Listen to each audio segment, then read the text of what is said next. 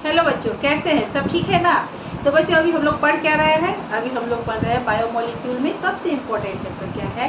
Protein, वो पढ़ रहे हैं। तो पिछले क्लास में हम लोगों ने पढ़ा था प्रोटीन क्या है? Polymer of alpha amino acid, है ना? तो चूँकि अल्फा एमिनो एसिड का पूरा हम लोग इंट्रोडक्शन कल पढ़ चुके थे, ये भी पढ़ चुके थे नेमिंग, जैसे residue, natural residue amino acid का जो होता है, क्या होता है एमिनो एसिड, क्या बताई थी मैं? क्या होता है अल्फा एमिनो एसिड? क्यों कहते थे? ये सी डबल ओ एच, ये मेन ग्रुप था, ये H, यहाँ लगा था NH2 एंड यहाँ क्या था R, ठीक। तो चूंकि मेन ग्रुप फंक्शनल ग्रुप ये है, इसके जस्ट बगल वाले कार्बन को क्या बोलते हैं? अल्फा कार्बन, और उससे उसमें क्या लगा हुआ है? उससे जुड़ा हुआ है अमीनो ग्रुप, इसीलिए इसे क्या कहते हैं? अल्फा एमिनो एसिड, ठीक है। और इसे क्या बोलते हैं? ये मेन होता है, इसी पे पता चलता है ये एमिनो एसिड का किस टाइप का एमिनो एसिड है। एमिनो एसिड का कैरेक्टर या नोमेनक्लेचर इसी पे डिपेंड करता है, ठीक है। इसे बोलते हैं नेचुरल रेसिड्यू एमिनो एसिड। आगे बात समझे बच्चों? तो कल हम लोगों ने ये सारा पढ़ लिया था, एक चार्ट भी बना दिया था। आज हम लोग क्या पढ़ने वाले? आज हम लोग पढ़ने वाले हैं क्लासिफिकेशन ऑफ एमिनो एसिड, ठीक है। क्योंकि हम लोग अल्फा, ये मैंने ये भी बताया था आप लोगों को, जो नेचर में जो है so beta and gamma polymers of amino acid का भी है, but protein contain only alpha amino acid. इसीलिए हम लोग अब पढ़ क्या रहे हैं? प्रोटीन, इसलिए हम लोग क्या किसका क्लासिफिकेशन पढ़ेंगे?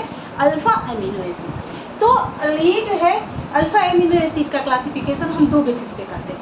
पहला तो करते हैं किसके बेसिस पे? On the basis of character, और दूसरा करते हैं on the basis of acidic nature, basic nature and neutral, इस बेसिस पे।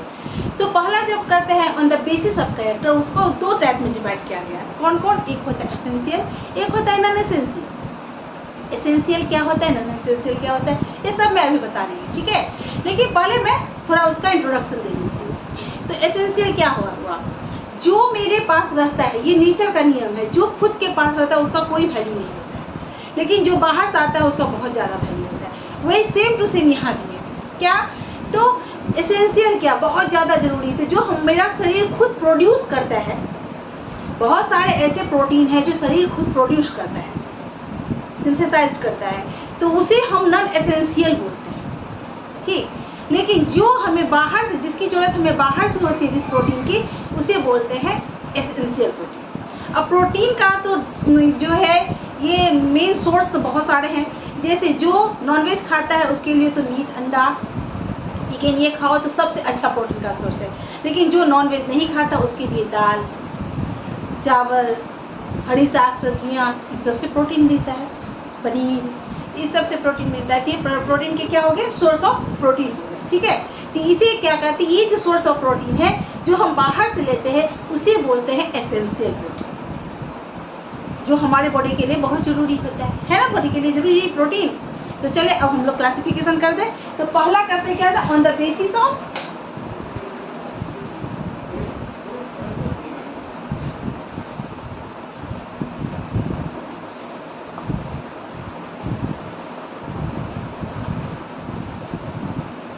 कैरेक्टर, इसके बेसिस पे दो टाइप में डिवाइड किया गया है। क्या है? पहला है एसेंशियल,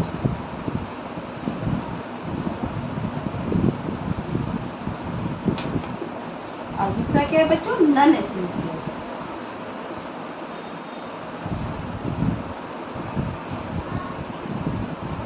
अब इसका डिफिनीशन देख लेते हैं, ठीक है। तो पहला एसेंशियल का,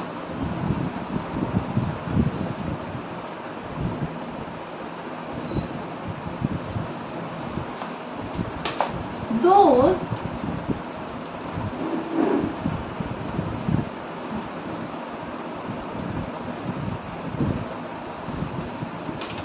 which cannot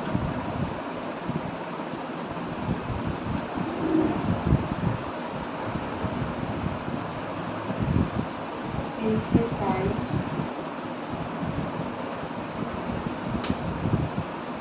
in our body,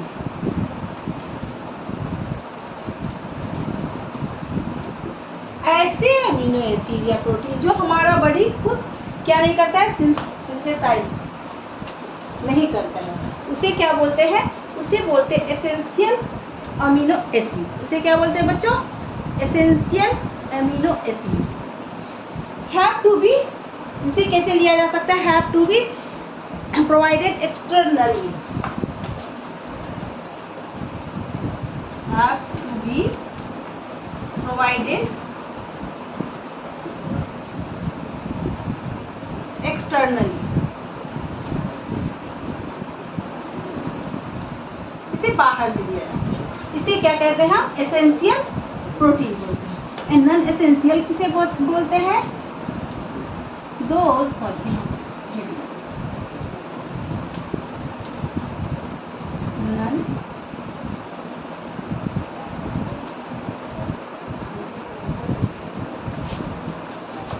those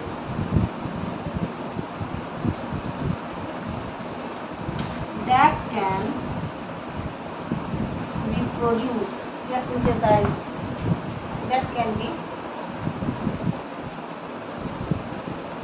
synthesized by our body।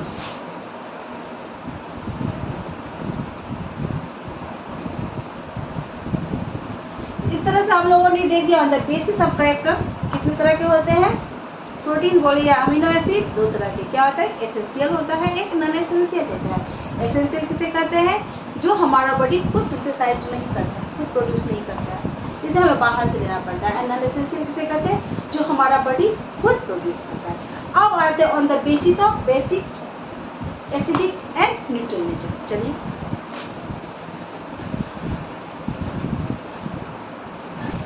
On the basis of acidic, basic and neutral nature। अब पहले देखो, अभी मैंने बताया ना अमीनो एसिड क्या, ये कार्बन इधर लगा रहता है मेन ग्रुप। ये क्या है बच्चों? ये एसिड, ये एसिडिक नेचर दिखाता है। एसिड है ना, सल्फ्यूरिक एसिड का ये होता है, ये एसिड हो गया। यहाँ H लगा हुआ है, ये R ग्रुप, ये R चेन हो सकता है, कार्बन का चेन हो सकता है, या मैंने पिछले क्लास में दिखाया था अमीनो का भी हो सकता है, कार्बोनिक एसिड का भी वापस हो सकता है। और यहाँ होता है एमीनो NH2। ये क्या नेचर है इसका? ये बेसिक। आगे बात समझ में? अब अगर मान लीजिए मैंने दिखाया था इस ग्रुप में, यहाँ अगर H रहा तो ग्लाइसिन बताया था ग्लाइसिन। तो जिसमें क्या है? एसिड और बेस दोनों का नेचर सेम हो जाएगा, तो वो क्या हो जाएगा? न्यूट्रल हो जाएगा। क्या हो जाएगा? वो न्यूट्रल हो जाएगा। अगर मैंने ये भी बताया था, अगर इसकी जगह पे हम लोगों ने क्या लगा दिया था? R की जगह पर NH2, ठीक, और NH2 CH2 होल 4 लगा दिया।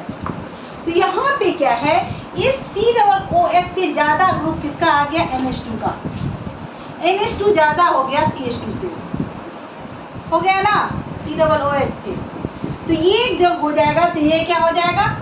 बेसिक हो जाएगा। क्या हो जाएगा? ये बेसिक हो गया, बेसिक एमिनो एसिड हो गया। ठीक, अगर हम लोग ने यहाँ पे COOH का ग्रुप लगा दिया, CH2 और प्लस CH ऐसे लगा दिया, तो फिर यहाँ पे CH ज्यादा हो गया, COOH यानी एसिड का ज्यादा हो गया, तो ये क्या हो जाएगा? ये एसिडिक हो जाएगा। और जब दोनों में से कोई ना ज्यादा ना कम बराबर होगा तो वो क्या हो जाएगा? न्यूट्रल हो जाएगा। तो इस बेसिस पे क्या होता है? ऑन द बेसिस ऑफ इन तीनों के आधार पर ये 3 पार्ट में बांटा गया है। कौन कौन देखें?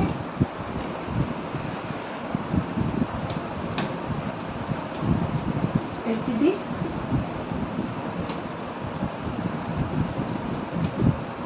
न्यूट्रल, यहाँ क्या हो जाएगा बच्चों? बेसिक। आगे बात समझ में? कोई कैसे एसिडिक होगा, कैसे बेसिक हो जाएगा और कैसे न्यूट्रल हो जाएगा, मैंने तो आपको ये बता दिया है। अब मेरी एक चीज, number of carboxylic acid group ये नोट आउट कर लीजिए।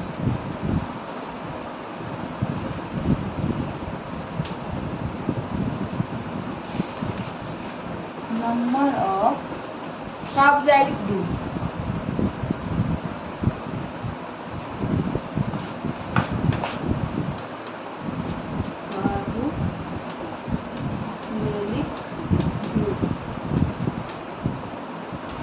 यानी कार्बोजाइलिक ग्रुप क्या होता है,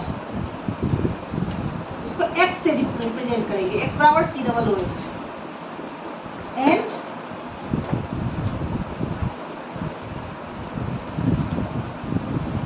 नंबर ऑफ अमीनो ग्रुप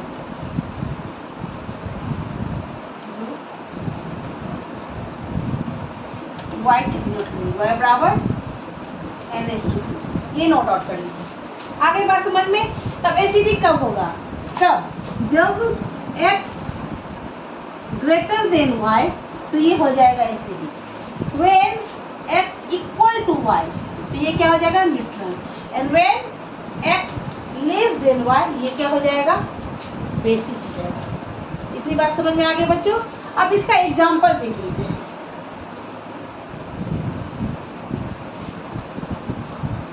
कल मैंने आप लोगों को पढ़ाया था ये सब, इसका जो एग्जाम्पल है क्या, ग्लूटामिक एसिड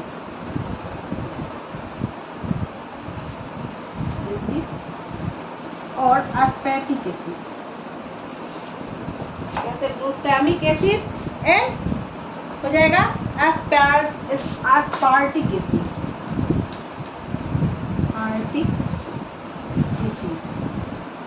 इसका होगा ग्लाइसिन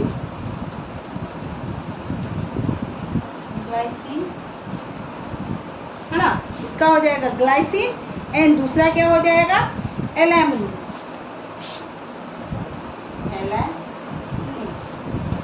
इसका लाइसिन, इसका क्या हो जाएगा, लाइसिन एंड अर्जेनिन।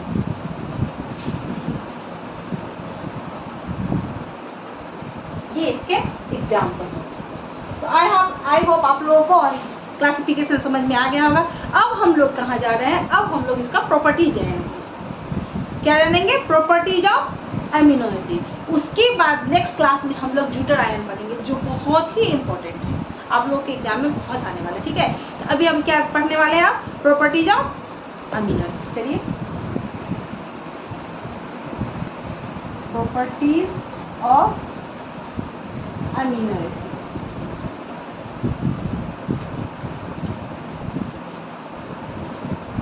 जब भी कुछ पढ़ो तो पहले तो देख लो अमीनो एसिड। सबको मालूम है अमीनो एसिड क्या है, C यहाँ है, COOH, यहाँ क्या होगा, NH2। ये क्या है, अल्फा अमीनो एसिड।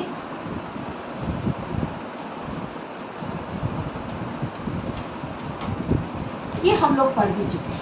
ठीक है, अब प्रॉपर्टीज ऑफ अमीनो एसिड में देखेंगे तो ये क्या होता है, ये 4 होते हैं इसके मेन प्रॉपर्टीज। पहला क्या होगा, सॉल्यूबल इन वाटर होता है ना, क्या होगा,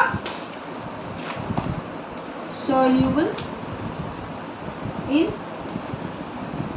water. Why, due to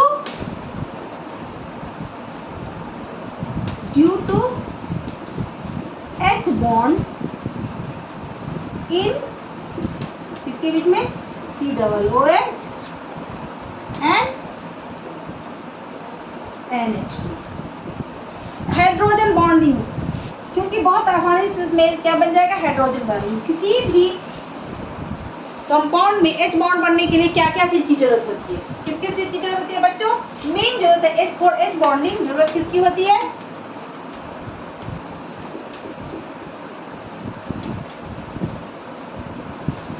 nitrogen, oxygen and hydrogen. तो बहुत आसानी से यहाँ पे मिल गया, नाइट्रोजन, हाइड्रोजन, ऑक्सीजन, हाइड्रोजन। जो बहुत आसानी से ये H बॉन्ड बना लेता है, इस कारण ये क्या होता है, वाटर में सॉल्यूबल होता है। ठीक है, तो पहला कैरेक्टर क्या है, सॉल्यूबल इन वाटर। दूसरा कैरेक्टर क्या है, ये क्या होता है, कलरलेस लिक्विड होता है। कलरलेस क्या होता है, ये कलरलेस। इसमें कोई कलर नहीं होता है। तीसरा क्या होता है, हाई मेल्टिंग पॉइंट, इसका मेल्टिंग पॉइंट हाई होता है, हाई मेल्टिंग सॉलिड होता है ये।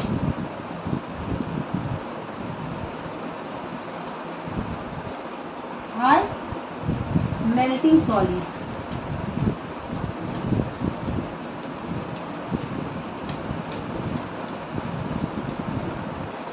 एंड चौथा क्या होता है, चौथा नेचर इसका क्या होता है बच्चों, इसका चौथा नेचर होता है क्रिस्टलाइन सॉलिड। क्या होता है, क्रिस्टलाइन सॉलिड।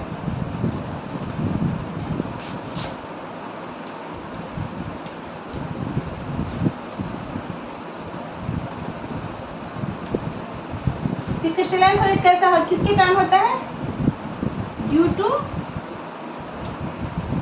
Zwitter ion.